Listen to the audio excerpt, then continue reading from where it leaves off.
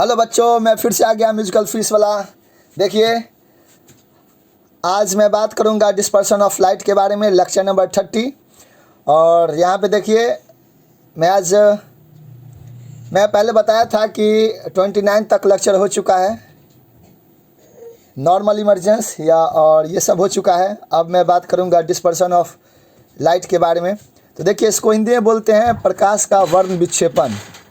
प्रकाश का वर्ण विक्षेपण, और इसको हम बोलते हैं, देखिए इसको कैसे डिफाइन करेंगे। अच्छा, ये आपको मालूम होगा, जब कोई प्रकाश प्रिज्म पे पड़ता है, जब प्रिज्म पे आता है तो प्रिज्म से गुजरने के बाद वो 7 भाग में बट जाता है। वो जिस कलर से बना होता है, 7 कलर में वो बट जाता है। जैसे splitting of light, splitting of white light into its colours on refraction is called dispersion. मतलब वाइट लाइट का रिफ्रैक्शन के दौरान 7 कलर में, इसके 7 कॉन्स्टिट्यूएंट्स कलर में टूट जाना, विभक्त हो जाना, क्या कहलाता है? वर्ण विक्षेपण कहलाता है। इसको हिंदी में भी लिख दिए हैं, हिंदी वाले स्टूडेंट अपना लिख लेंगे। और वैसे बोल भी रहे हैं तो आप हिंदी लिख भी सकते हैं। अपवर्तन के दौरान श्वेत प्रकाश को अपने सभी रंगों में विभक्त हो जाना प्रकाश का वर्ण विक्षेपण कहलाता है। डिस्पर्सन को बोलते हैं, डिस्पर्सन ऑफ लाइट को प्रकाश का वर्ण विक्षेपण। ठीक है, मतलब प्रिज्म पर यदि वाइट लाइट इंसिडेंट करे तो रिफ्रैक्शन जब होगा तो उसका 7 कलर बन जाएगा। मतलब वाइट लाइट 7 कलर में विभक्त हो जाएगा, डिवाइड हो जाएगा, स्प्लिट कर जाएगा। इस फिनोमिनन को हम क्या बोलते हैं? Dispersion of light. ठीक है, जैसे देखिए पिक्चर, यहाँ पे प्रिज्म, ये जो है प्रिज्म है, ये जो मैंने बनाया है ये प्रिज्म है। और यहाँ से वाइट लाइट, ये वाइट लाइट पास कराए, और यहाँ पे नॉर्मल इंसिडेंस। आप जानते हैं कि नॉर्मल, यहाँ पे ये जो है ये नॉर्मल लाइन है और ये इंसिडेंट रे है। तो नॉर्मल लाइन और इंसिडेंट रे के बीच के एंगल को क्या बोलते हैं? Angle of incidence.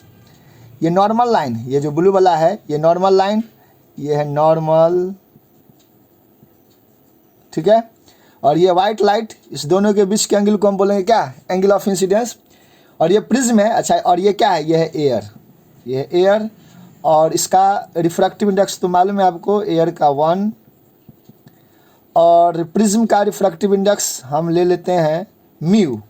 प्रिज्म का रिफ्रैक्टिव इंडेक्स म्यू ले लेते हैं। अच्छा देखिएगा, ये दिख रहा है कि नहीं? ऐसा ना कि दिखे ही नहीं, वैसे दिख रहा होगा। अच्छा, वैसे बताइएगा कमेंट में कि दिखा कि नहीं दिखा। और ठीक है, धीरे धीरे इम्प्रूव होगा। तो यहाँ पे प्रिज्म का रिफ्रैक्टिव इंडेक्स म्यू है।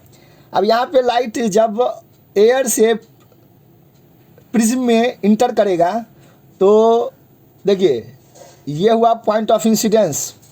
अब यहाँ पर नॉर्मल लाइन और ये नॉर्मल लाइन और ये इंसिडेंट रे के बीच के एंगल को एंगल ऑफ इंसिडेंस बोलेंगे। और जब यहाँ रिफ्रैक्ट होगा तो ये चूँकि डेंसर मीडियम है, प्रिज्म क्या है? डेंसर मीडियम है।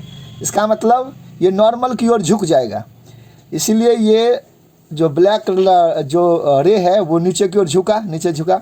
और फिर यहाँ से यहाँ आने के बाद ये फिर अब प्रिज्म से एयर में जा रहा है। ये क्या है? एयर है।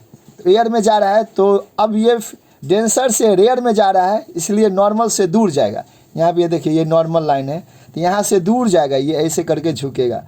यहाँ पर देखिए, ये सीधे जाता तो ऐसे जाता, लेकिन ये नॉर्मल से दूर होने के वजह से ये नीचे शिफ्ट हो गया। मतलब यहाँ पर जो नॉर्मल बनेगा ऐसे बनेगा, तो यहाँ नॉर्मल से दूर जाएगा, मतलब ये नीचे की ओर। और वैसे ये भी याद रखते हैं कि प्रिज्म में लाइट रे यदि बेस से जाती है तो फिर प्रिज्म के से होते हुए जब प्रिज्म के बाहर निकलती है, इमर्जेंट करती है, मतलब इसको इमर्जेंट रे भी बोलते हैं।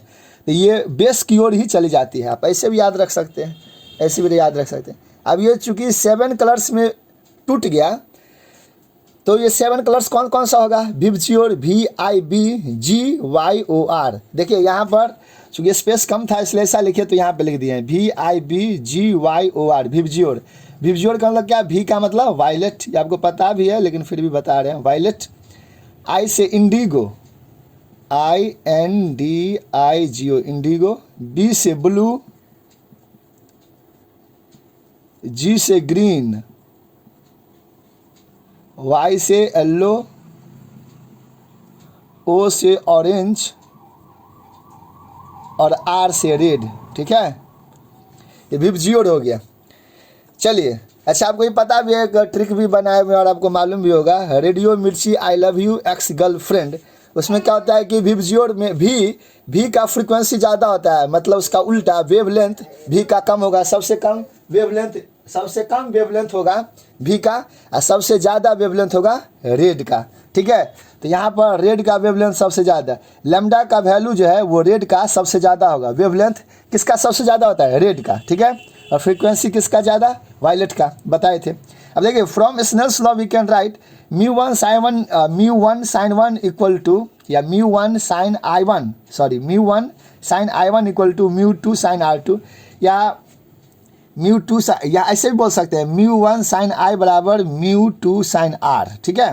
तो यहाँ पर रिफ्रैक्टिव इंडेक्स एयर का 1 है तो 1 इंटू साइन आई, यहाँ पर एंगल I बना दिए, यहाँ पर R बना दिए एंगल, यहाँ पर इसके लिए देखें तो ये R बना दिए एंगल, ये वाला एंगल R बना दिए, ये वाला, इसके लिए अगर देखें तो ये वाला एंगल R। स्नेल्स लॉ से हम ऐसा लिख सकते हैं कि I होता है एंगल ऑफ इंसिडेंस और R होता है एंगल ऑफ रिफ्रैक्शन, ठीक है।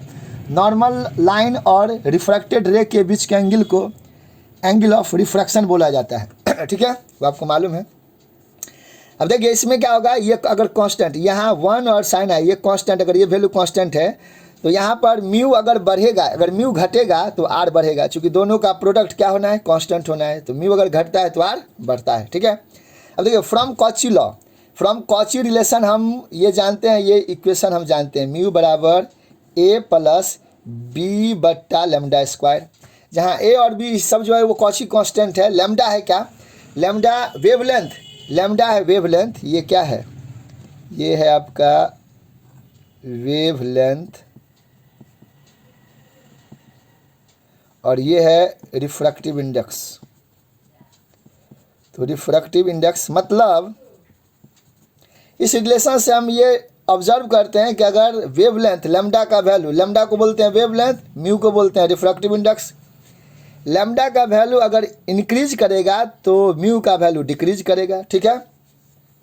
अब इस रिलेशन से हम इस पर आते हैं, इस डिस्कशन पर आते हैं।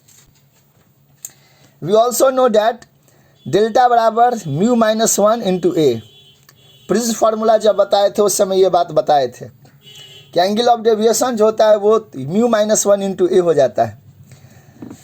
Angle of deviation, red colour का एंगल ऑफ डेविएशन सबसे कम होगा, क्यों, चूँकि रेड कलर का रिफ्रैक्टिव इंडेक्स सबसे कम होता है, म्यू अगर घटेगा तो डेल्टा भी घटेगा, ठीक है।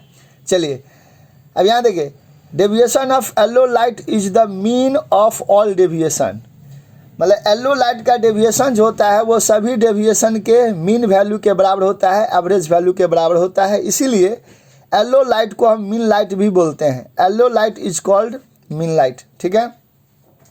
हिंदी वाले स्टूडेंट ऐसे लिख लेंगे कि सभी रंगों का जो डेविएशन होता है उसका जो औसत मान होता है वो औसत मान येलो कलर के डेविएशन के बराबर होता है, ठीक है। तो yellow light is called mean light, मतलब येलो लाइट को हम मीन लाइट भी कहते हैं। अब यहाँ पर चूँकि ये मीन लाइट है तो दोनों का एवरेज V और R, मतलब वायलेट और रेड का एवरेज, तो वायलेट वाला का डेविएशन प्लस रेड वाला का डेविएशन डिवाइडेड बाई 2 कर दिए, तो delta Y equal to delta V plus delta R by 2 हो गया।